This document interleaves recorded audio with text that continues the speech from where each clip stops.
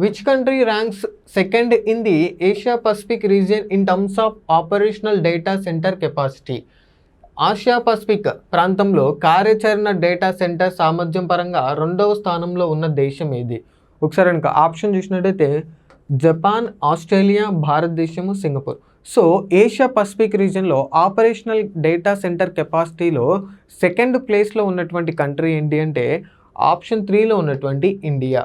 Total India capacity ఎంత అంటే 1.6 gigawatts. సాధారణంగా ఈ యొక్క డేటా సెంటర్ కెపాసిటీస్ అనే వాటిని గిగావాట్స్లో మెజర్ చేస్తూ ఉంటారు. 1 గిగావాట్ వచ్చేసి 1000 మెగావాట్స్కి సమానము. అయితే ఇండియాలో మొత్తము 1.6 గిగావాట్స్ సామర్థ్యం అనేది కలిగి ఉంది. మరి ఇండియాలో టాప్లో ఉన్నటువంటి సిటీ ఏంటి అంటే ముంబై. అయితే ముంబైని ఈ యొక్క లాస్ట్ ఏదైతే 2026 ఎండ్ ఆఫ్ ది ఇయర్ కల్లా 1 గిగావాట్స్ సామర్థ్యం అనేది పెంచుకోవడానికి లక్ష్యంగా పెట్టుకోవడం జరిగింది ముంబైలో.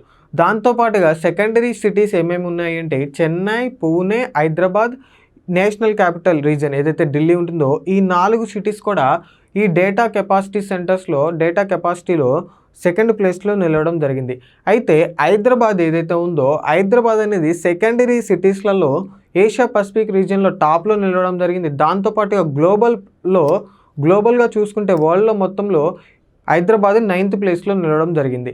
అయితే ఈ యొక్క ఏషియా పసిఫిక్ రిపోర్ట్లో దేని గురించి తెలియజేశారు అంటే ఫస్ట్ ప్లేస్లో ఉన్నటువంటి కంట్రీ ఏంటి అంటే చైనా, సెకండ్ ప్లేస్లో ఉన్నటువంటి కంట్రీ ఏంటి అంటే ఇండియా, థర్డ్ ప్లేస్లో ఏ కంట్రీస్ ఉన్నాయంటే జపాన్ మరియు ఆస్ట్రేలియా. ఈ 2 కంట్రీస్ కూడా థర్డ్ ప్లేస్లో ఉండడం జరిగింది.